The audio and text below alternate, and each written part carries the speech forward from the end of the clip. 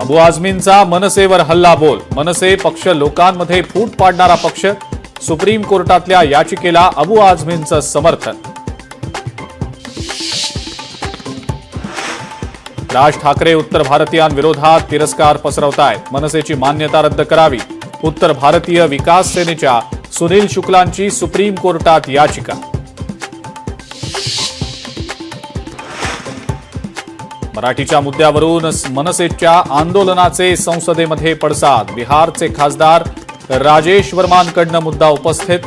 हिंदी भाषिकांवर महाराष्ट्रात मनसेकडून गुंडगिरी. राजेश वर्मांचा मनसेवर आरोप.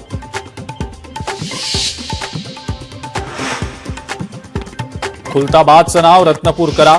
संजय शिरसाटांची मागणी. पण जुन्या शहराचं नाव बदलून काय होणार? शिरसाटांच्या मागणीवर अबू आझमींचा सवाल.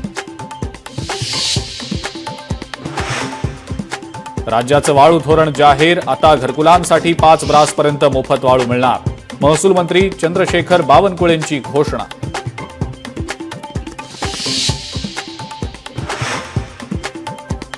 एमएमआरडीएच्या प्रकल्पांबाबत सरकारचे 5 करार.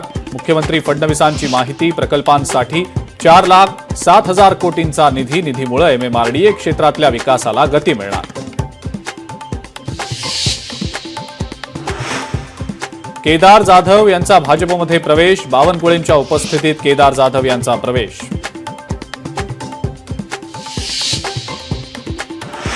मुंबईच्या अंधेरीमधल्या गोखले पुलाच्या मुद्द्यावरून आमदार मुर्जी पटेल आक्रमक. पुलाचं काम 15 मे पर्यंत पूर्ण न झाल्यास काम बंद पाडण्याचा दिला इशारा.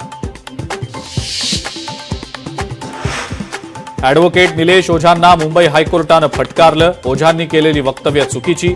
माध्यमांमधील ओझांची विधानं हटवण्याचे हायकोर्टाचे आदेश. छत्रपती संभाजीनगरमध्ये कॉलेजच्या हॉस्टेलचं छत कोसळलं. अचानक छत कोसळल्यानं विद्यार्थ्यांमध्ये भीतीचं वातावरण. मराठीच्या मुद्द्यावरनं डोंबिवलीमध्ये हाणामारी. इंग्रजीमध्ये एक्सक्यूज मी बोलल्यानं 2 तरुणींना मारहाण.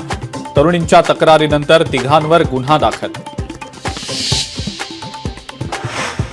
लाडकी बहीण योजनेचा पुढचा हप्ता अक्षय्य तृतीयेच्या मुहूर्तावर 30 एप्रिलला मिळणार. लाडक्या बहिणींना पुढचा हप्ता. आणि सोनं चांदीच्या दरामध्ये घसरण. सोन्याचे दर 3,113 रुपयांनी घसरले तर चांदीचे दर 12,360 रुपयांनी झाले कमी.